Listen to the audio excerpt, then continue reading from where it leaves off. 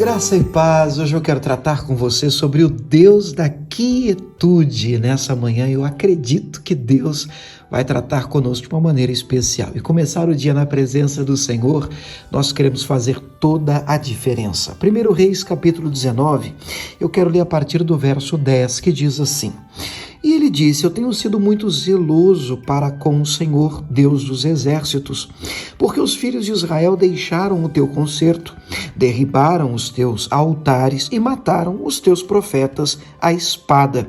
E eu fiquei só, e buscam a minha vida para me tirarem.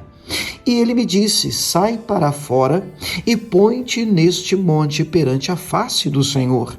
E eis que passava o Senhor, como também um grande e forte vento que fendia os montes e quebrava as rochas diante da face do Senhor. Porém, o Senhor não estava no vento. Grave isso, depois eu vou voltar nesse ponto, tá? E depois do vento, um terremoto. E também o Senhor não estava no terremoto. E depois do terremoto, um fogo. Porém, o Senhor também não estava no fogo. E depois do fogo, uma voz mansa e delicada. Aleluia! Bom dia, gente. Mais uma vez, graça e paz. Espero encontrá-los todos muito bem. Se não tiver, a gente sempre diz aqui de manhã, vai ficar. Isso pelo poder transformador da palavra de Deus. Gente, nem sempre Deus está naquilo que de extraordinário acontece na nossa vida. E escute o que eu estou dizendo. Eu disse nem sempre. Às vezes, sim.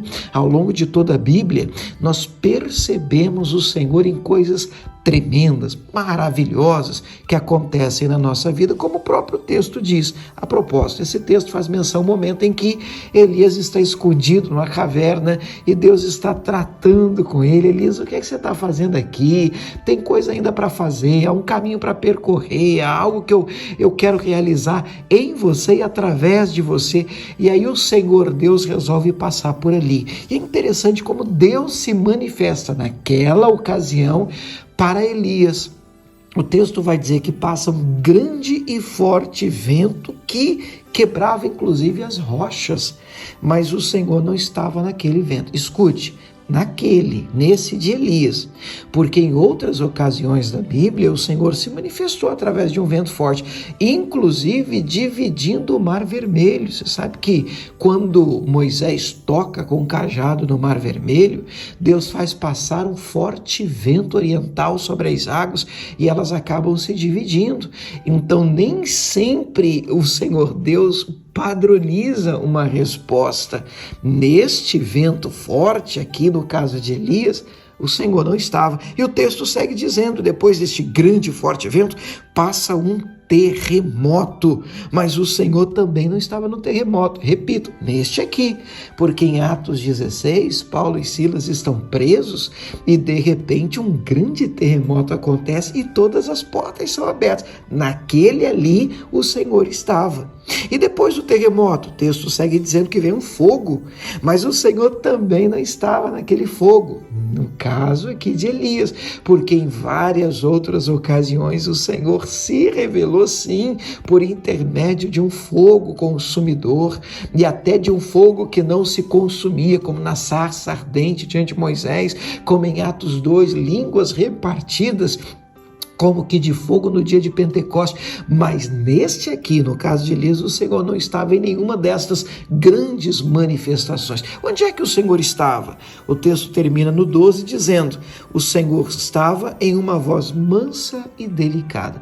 O que eu quero dizer para você nessa manhã é que às vezes nós corremos atrás de um Deus que estamos acostumados a vê-lo se manifestando através de um vento forte, através de um grande terremoto, através de um fogo intenso, através de uma experiência sobrenatural. Mas nem sempre o Senhor vai se manifestar diante de nós através de grandes experiências. Às vezes, o Senhor estará presente na simplicidade das coisas, num dia após o outro. Sabe quando nada extraordinário acontece?